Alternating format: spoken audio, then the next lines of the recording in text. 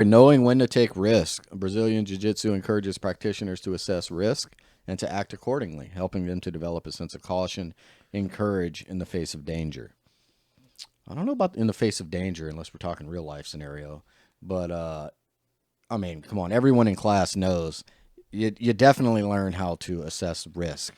Like, man, now's the time for me to reach out and grab that wrist. I mean, like you're learning, right? Like it for sure teaches you that, and it teaches you the repercussion if you take that risk when you should not have. Absolutely. Is it a good idea to pass your coach's guard when they have a hand in the collar? Well, you're going to learn. Yeah, no kidding. Risk assessment, you're going to learn real quick that that's probably not a good idea.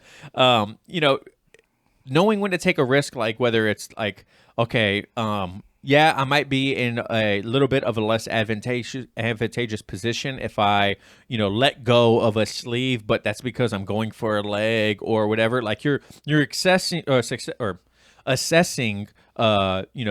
risk versus reward. A lot of jiu-jitsu is that risk versus reward.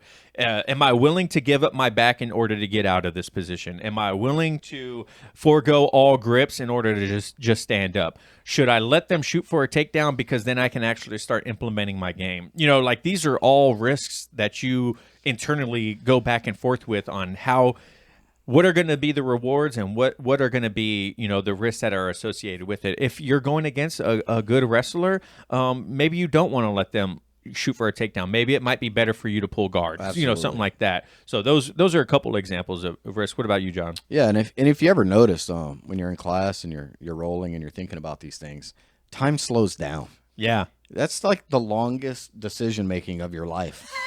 Like you could go through the whole gambit in your mind, like a really in-depth thought process on should you take this risk or not. And I think that translates over to the real world, right? Yeah. When you're going to be at work or whatever, you take the time to really think about, hey, should I do this or should I not? Maybe it translates in a small way, like should I go buy a new vehicle? What's the risk? What's the reward? Do I really want that payment? Like, yeah. Like I just think it really helps you make decisions in your real life.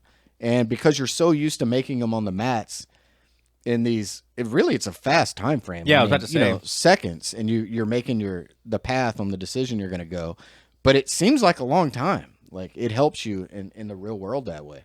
Yeah, I think jiu-jitsu does a great job of making you learn second nature, like forcibly, like like things come to you second nature, like it's nothing, and it's through this trial and error of taking risks and trying something new and being vulnerable, right? That you learn where you're going to be more successful with a bigger risk versus not. Like we mentioned in work all the time when we have new people that come work for us, they're like, "Hey, John, hey, Travis, would you let this go when it comes to like paperwork, something like that?" And it's like, well, it's hard to answer that because my risk assessment and what I'm willing to risk in order to get the job done is going to be a whole lot different than what you're willing to risk. Mm-hmm. You know what I mean? And it goes into jiu-jitsu too more because a black belt is going to be more willing to risk something against a lower belt than a lower belt is willing to risk against a higher belt. You know what I mean? Like as a little bit of a seasoned blue belt, I'm willing to give up a very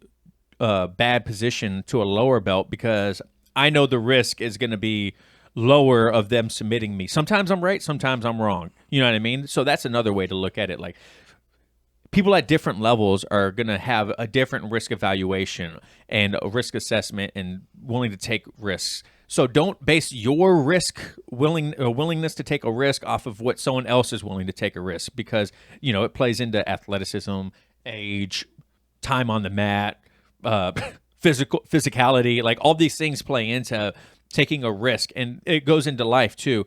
A more experienced person at work is going to be more willing to take a bigger risk than someone that's less experienced. It's all based on you. The way I like to explain that to people is, and I'll use mats or at work if you want, if you make a decision and it doesn't work out for you, can you explain to me why you made the decision? Ooh, yeah. Don't blindly make a decision.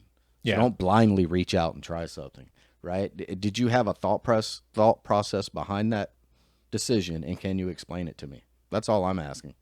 Yeah, that's good too, and it goes into I made this Instagram post about a reel, and it was talking about how conversational jiu-jitsu is very underrated, and visualizing in jiu-jitsu is very underrated, because if you can visualize or have these conversations about these risks that you're willing to take, maybe someone else can tell you whether that's a good risk or a bad risk, right? And then when it comes to that situation, you're like, should I do this? Like, well, coach told me that it's probably not the greatest idea to do it.